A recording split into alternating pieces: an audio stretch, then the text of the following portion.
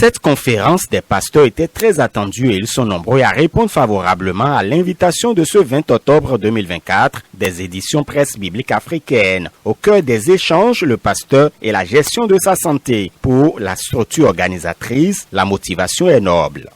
Je suis personnellement très encouragé par la tenue effective de cette conférence sur la santé des serviteurs de Dieu. C'est une question préoccupante et au moins maintenant, les gens sont informés. Ils sont prévenus, ils sont avertis des dangers qu'ils courent en négligeant leur santé, en sacrifiant leur bien-être sur l'autel du ministère. Pour le conférencier et auteur de l'ouvrage ayant traité du sujet, les statistiques en matière de mauvaise gestion de la santé des serviteurs de Dieu sont alarmantes. Pour arrêter donc cette saignée, il faut des mesures très urgentes.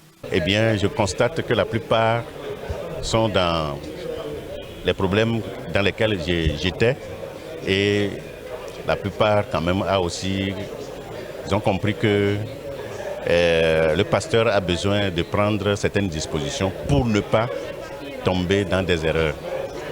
Moi, je les ai commises par le passé et je prie que cette communication puisse les aider à se corriger, à rectifier les tirs, notamment le repos pour se maintenir en bonne santé et comment s'occuper de sa femme et de ses enfants. Il ne faut pas laisser les enfants pour compte, laisser la femme pour compte et faire des païens dans notre propre maison. C'est tout ça.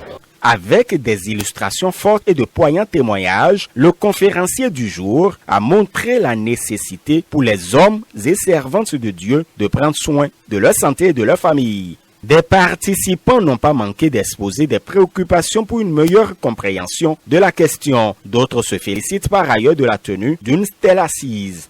Si c'est un laïc qui parle au pasteur, il dit non, lui ne comprend pas le ministère, il ne comprend pas ce qui est là. Mais c'est un pasteur qui s'adresse au pasteur et qui lui dit reposez-vous. Le docteur sorti une phrase qui a accroché mon attention. Vous serez à la mort et quelqu'un d'autre va continuer le feu. Donc, si nous comprenons ça, ça nous suffit pour refaire notre manière de servir Dieu. Pour les responsables des éditions Presse Biblique Africaine, il est impérieux aujourd'hui d'élargir les échanges dans d'autres contrées du Bénin. Nous allons poursuivre la communication autour de ce sujet.